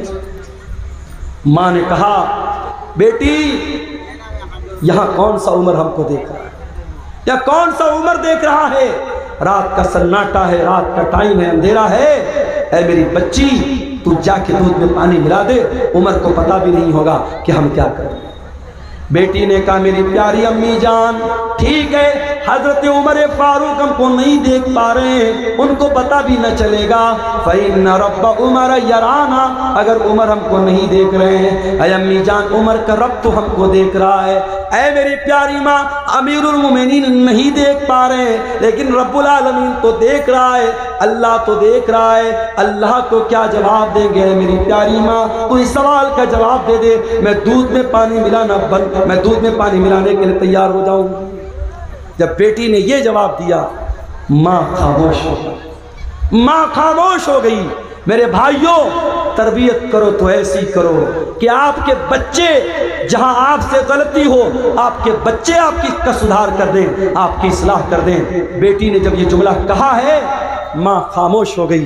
حضرت عمر فاروق نے مکان کا نمبر نوٹ کر لیا، مکان کی نشانی نوٹ کر لی، گھر آئے، صبح کو سارے بچوں کو اکٹھا کیا، کہا ہے میرے پیارے بچوں، کل جب میں رات میں گشت پر نکلا تھا، میں ایک لڑکی کے مکان کے پاس سے گزرا تھا، میں نے لڑکی کی اور اس کی ماں کی بات چیت کو سنا ہے۔ میرے بچوں، میں نہیں جانتا وہ لڑکی کتنی خوبصورت ہے، میں نہیں جانتا وہ لڑکی کون سے خاندان سے اس کا تعلق ہے، میں نہیں جانتا اس کا حسب و نسب کیسا ہے، اس کا خاندان کیسا ہے، لیکن میں اتنا جانتا ہوں وہ لڑکی بہت اللہ والی ہے، بہت اللہ سے ڈرنے والی ہے، بہت تقویٰ والی ہے، اور میں اس لڑکی کو اپنے گھر کی بہو بنانا چاہتا ہوں۔ اب تم بتاؤ تم میں سے کون اس سے نکاح کرے گا؟ اللہ اکبر۔ لڑکی کی شکل بھی نہیں دیکھا ہے، لڑکی کا خاندان بھی نہیں دیکھا ہے، لڑکی کا دین دیکھا ہے، اور حضرت عمر بہو بنانے کو تیار ہیں۔ اور بیٹے بھی ایسے ہیں، ایک بیٹا آگے بڑھتا ہے، اس کا نام عاصم تھا، عاصم بن عمر۔ اس نے کہا ابا جان میں شادی کر لوں گا اس لڑکی کے ساتھ، آپ میرا نکاح کرا دیجئے۔ حضرت عمر نے اس لڑکی کو بہو بنایا، اور دنیا کی تاریخ نے، دنیا کی نظروں نے دیکھا اسی لڑکی کی نسل سے آگے چل کر کے ایک انسان پیدا ہوتا ہے جس کو دنیا عمر بن عبدالعزیز کے نام سے جانتی ہے، جس کو دنیا عمر ثانی کے نام سے جانتی ہے۔ میرے پیارے ساتھیوں، جب مائیں متقی ہوں گی، جب مائیں دیندار ہوں گی، جب باپ دیندار ہوں گے، تو پھر ان سے پیدا ہونے والی اولاد کے بارے میں آپ امید کر سکتے ہیں کہ وہ بھی دیندار ہوگی۔ جب ماں اور باپ کے اندر حلال و حرام کا فرق نہیں ہوگا، جب ماں کو اس بات کی چنتا نہیں ہے کہ گھر میں جو پیسہ آ رہا ہے وہ حلال کا آ رہا ہے یا حرام کا آ رہا ہے، جب باپ پیسہ کمانے کے پیچھے اندھا بن چکا ہے اور ہر طریقے کا علم غلم، سود، بیاج، رشوت، حرام کا پیسہ گھر میں آ رہا ہے، اور اس پیسے سے جب اپنے بچوں کی پرورش کریں گے تو اللہ کے نبی کیا فرماتے ہیں کہ جس جسم کی پرورش حرام کمائی سے ہوگی فالنار اولا بہی، وہ جسم جہنم کی آگ پہ قیامت کے دن جہنم کی آگ میں ڈالا جائے گا۔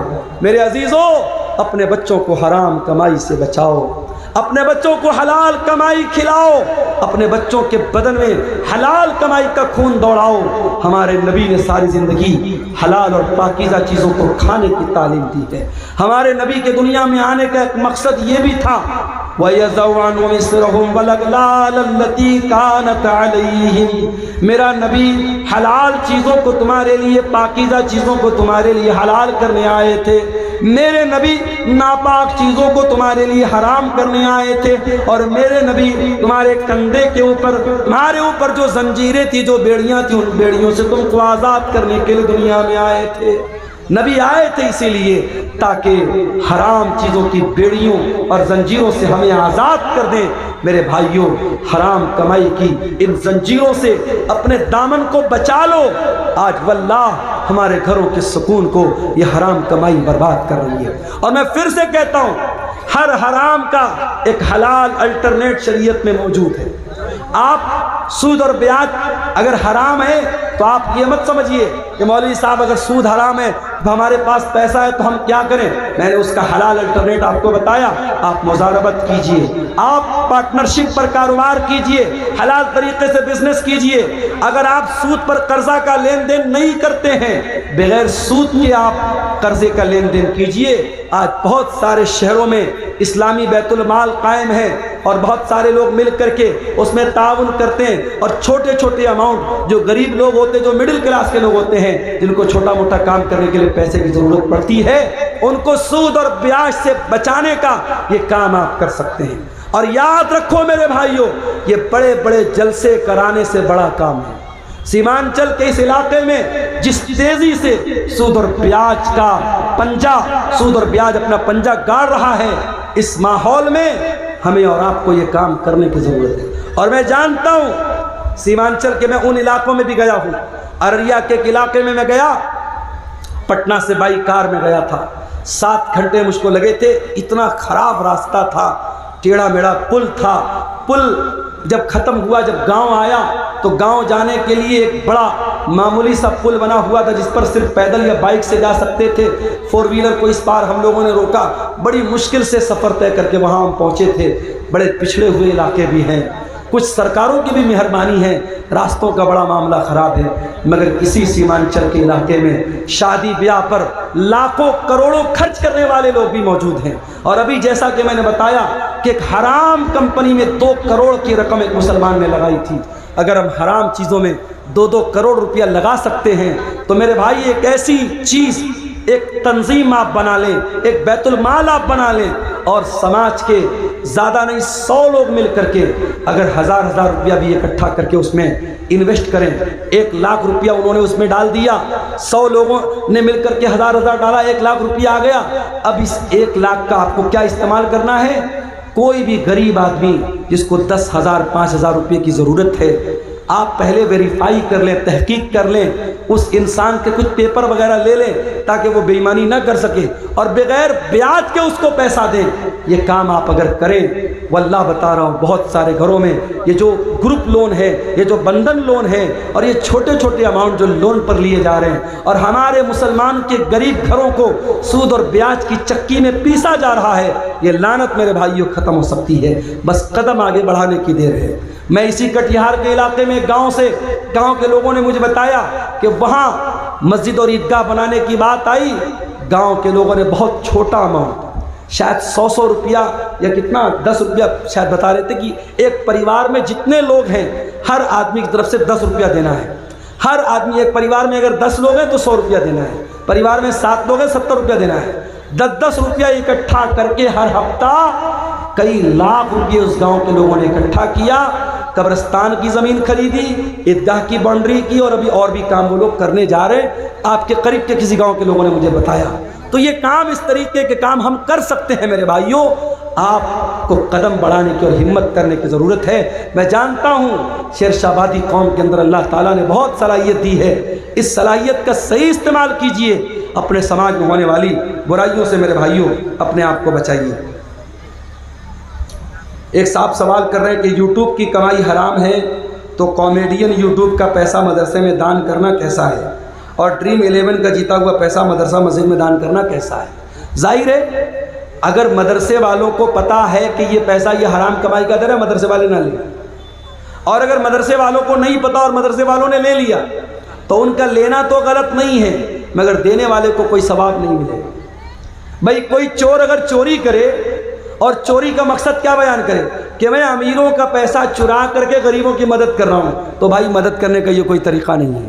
تو جب اس طریقے کے کامیڈی ویڈیو بنا کر کے پیسہ کمانا درست نہیں ہے تو پھر اس کی کمائی بھی درست نہیں ہے، اور اس کمائی سے آپ کا دان کرنا اور صدقہ کرنا بھی صحیح نہیں ہے۔ واللہ عالم بالصواب۔ تو میرے عزیزوں، یہ حرام کمائی کے بارے میں چند باتیں میں نے آپ کے سامنے رکھی تھی، اور آپ یہ بات دیکھیے کہ ہماری شریعت میں حرام کمائی اور حلال کمائی کے تعلق سے اتنی احتیاط بتائی گئی ہے کہ اللہ کے پیارے نبی صلی اللہ علیہ وسلم نے جہنم کی وعید بیان کی ہے ان لوگوں کے بارے میں جو لوگوں کا مال ناجائز طریقے سے کھا لیتے ہیں۔ میں آخری حدیث سنا کر کے بات ختم کرتا ہوں۔ اللہ کے نبی نے صحابہ سے کہا کہ اے میرے صحابہ، کیا تم جانتے ہو مفلس کون ہے، غریب کون ہے؟ صحابہ نے کہا اے اللہ کے نبی، اللہ اور اس کے رسول زیادہ بہتر جانتے ہیں، آپ ہی بتا دیجیے۔ آپ نے فرمایا میری امت کے اندر غریب آدمی وہ ہوگا، میری امت میں مفلس انسان وہ ہوگا جو قیامت کے دن روزہ، نماز، زکوٰۃ سب لے کر کے آئے گا۔ وَيَأْتِي قَدْ شَتَمَ هَذَا وَضَرَبَ هَذَا وَأَكَلَ مَالَ هَذَا وَقَذَفَ هَذَا، کسی کا مال ہڑپا ہوگا، کسی کو گالی دی ہوگی، کسی پر تہمت لگائی ہوگی، کسی پر بہتان لگایا ہوگا، حرام طریقے سے لوگوں کا مال کمایا ہوگا، اس انسان کے بارے میں اللہ کے نبی فرماتے ہیں اس کی نیکیاں حقداروں کو دے دی جائیں گی۔ قیامت کے دن دنیا کی کرنسی نہیں چلے گی، یہاں گاندھی جی کے فوٹو والا نوٹ چل رہا ہے، آخرت میں نوٹ نہیں چلے گا۔ ایسے آپ حج کرنے جاتے ہیں، عمرہ کرنے جاتے ہیں، انڈیا کی کرنسی آپ ایئرپورٹ سے ہی چینج کر لیتے ہیں، یا وہاں سعودی ایئرپورٹ پہ جا کے چینج کر لیتے ہیں، کیونکہ آپ کو معلوم ہے کہ سعودی میں سعودی ریال چلے گا، دبئی میں دبئی کا درہم چلے گا، اور اسی طریقے سے کویت میں کویت کا دینار چلے گا۔ آخرت میں جو کرنسی ہوگی میرے پیارے ساتھیوں، وہ نیکی اور گناہ کی کرنسی ہوگی۔ اگر ہم نے کسی کا حق مارا ہے، اس کی ہماری نیکیاں اس کو دے دی جائیں گی، اور جب ہماری نیکیاں ختم ہو جائیں گی، اللہ کے پیارے نبی فرماتے ہیں فَإِن فَنِيَتْ حَسَنَاتُهُ، اگر اس کی نیکیاں ختم ہو جائیں گی اور پھر بھی حقداروں کا حق باقی رہ جائے گا تو کیا کیا جائے گا؟ پھر ان لوگوں کے گناہ اس کے اوپر لا دے جائیں گے جن کا حق اس نے مارا ہے، جن کی زمین کو اس نے ہڑپا ہے، جن کو گالی دی ہے، جن کو برا بھلا کہا ہے، جن پر طعن و تشنیع کی ہے، ان کے گناہ اس کے اوپر لا دے جائیں گے۔ اور وہ انسان جو دنیا سے نیکی کا پہاڑ لے کے آیا تھا اب گناہوں کے بوجھ کے نیچے دبا ہوگا، اور ثم طرح فی النار، پھر اس کو جہنم کے اندر پھینک دیا جائے گا اور ڈال دیا جائے گا۔ اس لیے میرے عزیزوں، حرام کمائی سے اپنے دامن کو بچا لو۔ میں پھر سے وہی آیت پڑھ رہا ہوں جو خطبہ مسنونہ کے بعد میں نے پڑھی تھی، یا ایھا الذین آمنوا کلوا مما فی الارض حلالا طیبا اے ایمان والو زمین میں جو حلال چیزیں ہیں، جو پاک چیزیں ہیں، ان کو کھاؤ اور اللہ کا شکر ادا کرو اگر تم اللہ کی عبادت کرتے ہو۔